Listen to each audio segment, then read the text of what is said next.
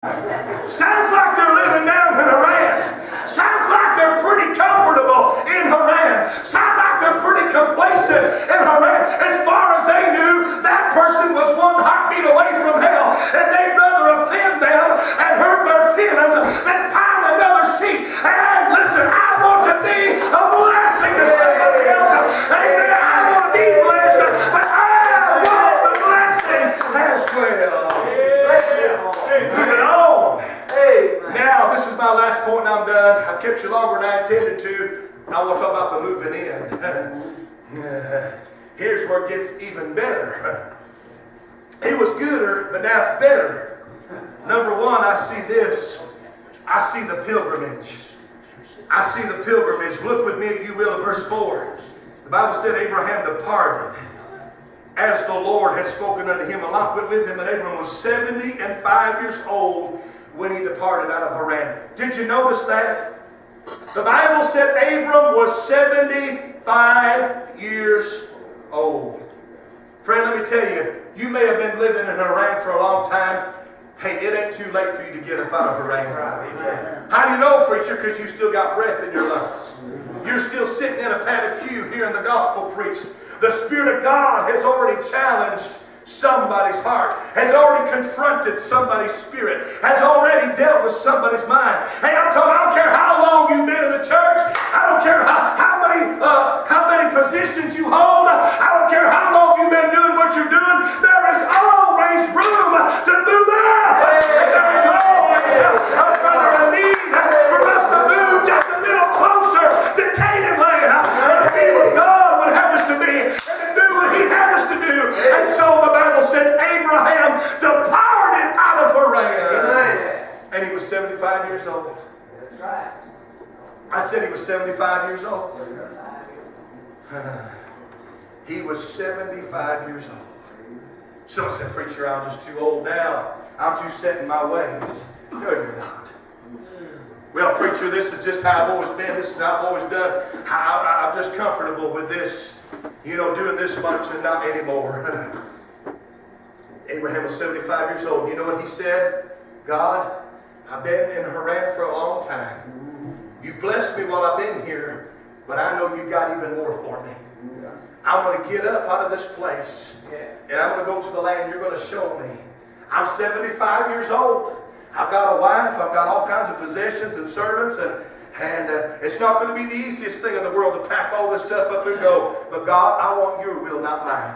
I want to do what you want me to do. I want to go where you want me to go. I want to be what you want me to be. Hey, when Abram got up from where he was, can I tell you this? It didn't just bless him, but it blessed so many more. You know why? Because the Lord told Abram, I'm not just going to give this land to you, but I'm going to give it to your seed. And you count the stars of heaven. You count the sand that's by the seashore innumerable. I'm not just going to bless you, but I'm going to bless so many more. And can I tell you, the decision that you make tonight won't just bless you, but it's going to bless so many more. Amen. I'm almost done.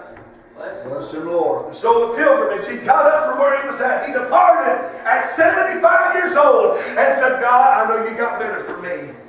And he moved on to Canaan. That was the pilgrimage. Now, lastly, notice the possession. I love this verse. I love the King James Version Bible. That's a whole other message, by the way. But look at verse 5. I love how it words this. And Abram took Sarai his wife, and Lot his brother's son. Remember what I said, when you move to Canaan, it's not just for you. Everybody else is going to be affected too. Right. And the Bible said, and all their substance that they had gathered, and the souls that they had gotten in Haran, and they went forth to go into the land of Canaan. How about this? And into the land of Canaan they came. Amen. Woo! Thank you, Lord. Amen. That's the possession. That's the possession. Hey, he got up to go into the land of Canaan, and to the land of Canaan he came.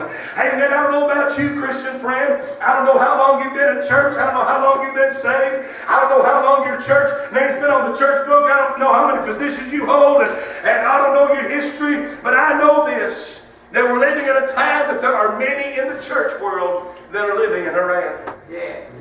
They have dwelt there a long time, and many of them, sadly, are going to die there. Right.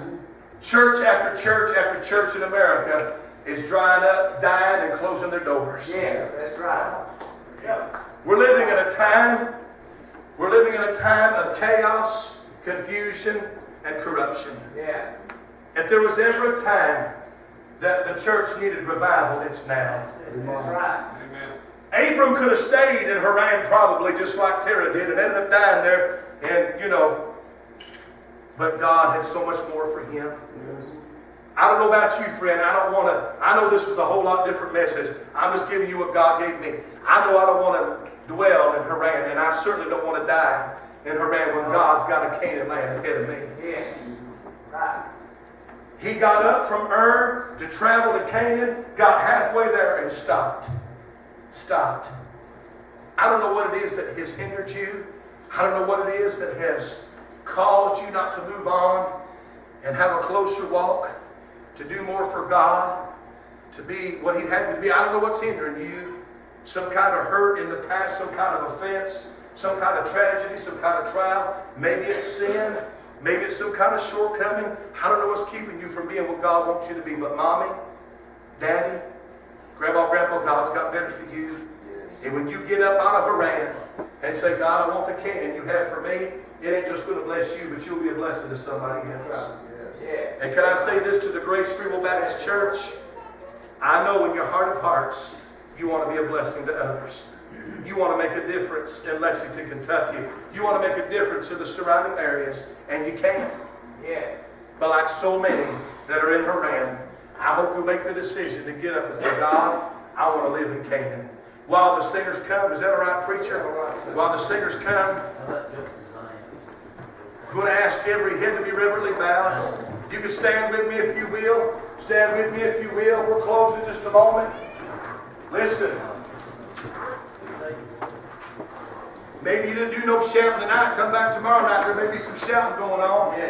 But I'm going to ask you to do something tonight while my brother plays softly on the piano. Play softly on the piano. Every head reverently bowed with me. Every head bowed with me. I'm talking to the choir and I'm talking to the people in the pew. Everybody.